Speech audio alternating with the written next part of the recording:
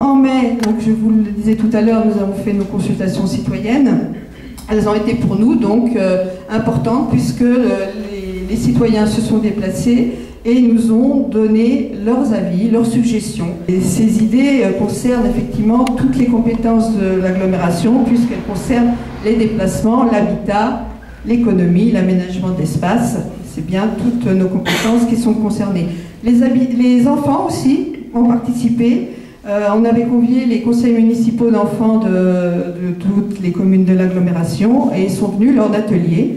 Concernant les déplacements, puisque les déplacements, c'est 28% le transport représente 28% des consommations d'énergie. Et donc les habitants ont eu quelques idées, notamment l'amélioration de la circulation en vélo et l'aménagement de nouvelles pistes cyclables.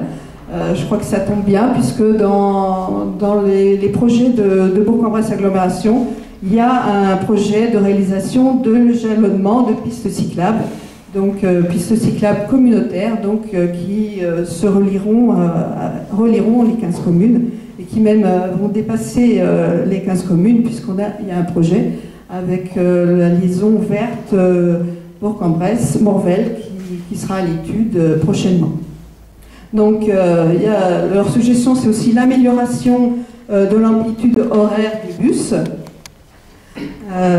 Et c'est aussi un sujet sur lequel qu'on a pris en compte dans la politique des déplacements, puisque dans la nouvelle délégation de service public qui est en place pour renouveler notre prestataire, l'amplitude horaire a été signalée. Alors une autre compétence qui est importante au niveau des productions de gaz à effet de serre et de consommation d'énergie, c'est l'habitat. Et les habitants ont proposé de veiller davantage à une conception bioclimatique des bâtiments. Et là aussi, Bourg-en-Bresse Agglomération a des projets, puisque l'agglomération est attentive dans sa politique d'aide à la construction de logements locatifs. D'autres propositions aussi ont été exprimées, notamment supprimer les pertes énergétiques par un système de coupure de chauffage lors de l'ouverture des fenêtres. Alors ça, c'est important, innovant. Et puis aussi, une autre idée, récupérer des calories perdues sur les eaux usées. Alors là, il y a aussi un système qui existe, sur lequel que nous sommes allés voir également à Tarare, sur les eaux de piscine, récupérer la chaleur des eaux usées pour le préchauffage des eaux de piscine, des eaux de bassin. Voilà.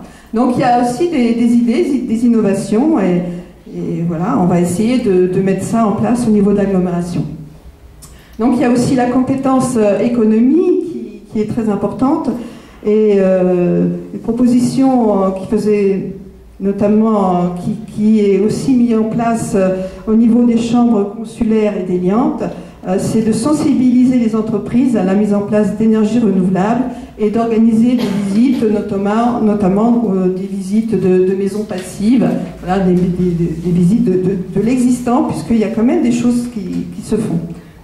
Et puis aussi consommer, alors dans la production aussi et dans la consommation, consommer des produits locaux ou de proximité et soutenir ces modes de consommation en développant des lieux de vente appropriés. Alors il y a sur l'agglomération un magasin de producteurs locaux qui va se mettre en place avec l'aide de l'agglo, qui va faire un bâtiment locatif industriel. Et donc les producteurs sont prêts, il y a eu toute une étude, là ça fait 3 ans qu'ils travaillent ensemble et ils attendent plus que ce bâtiment soit construit. Ils sont prêts à vendre leurs produits locaux et je pense que c'est justement dans les réductions des transports que l'on peut agir au niveau de notre plan climat. Et donc aussi une idée de détaxer les produits à faible empreinte carbone. Voilà, c'est quelque chose qui peut aussi exister. On avait aussi la compétence aménagement de l'espace. Alors, la plupart des actions affichaient le souhait de réaffecter une place à la nature en ville, par des murs, des toits végétalisés, des espaces publics ouverts, et notamment faire des jardins potagers en pied d'immeuble.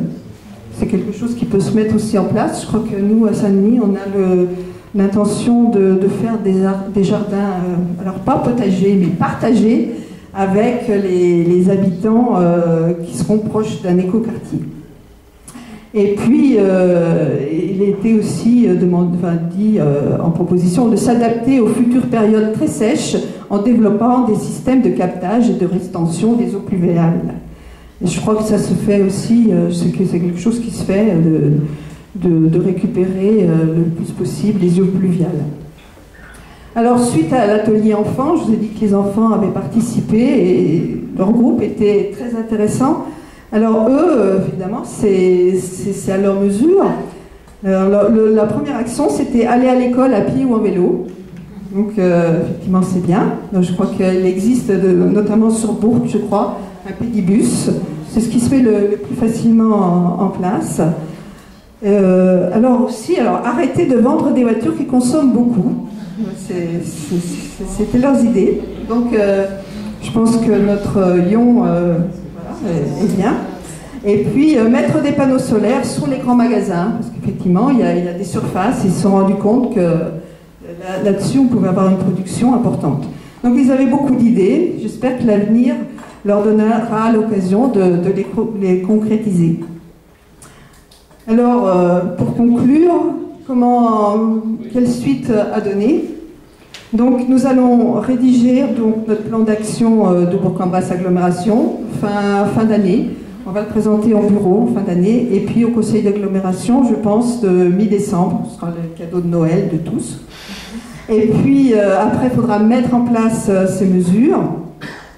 Et puis, on fera une évaluation des incidences de ces actions sur les émissions de gaz à effet de serre, parce que je trouve que l'évaluation, c'est une phase importante. Savoir si on ne dérive pas, si finalement nos actions ne servent à rien ou s'il faut accentuer telle ou telle action. Et puis après, il nous faudra adapter l'évolution du plan climat en fonction des résultats. Donc ce plan climat, c'est un document évolutif. Voilà, il ne restera pas comme ça. C'est la base, il faudra le faire évoluer. Et puis on le modifiera, on l'améliorera. Par contre, il faudra toujours porter très attention à la concertation et aux paroles des citoyens.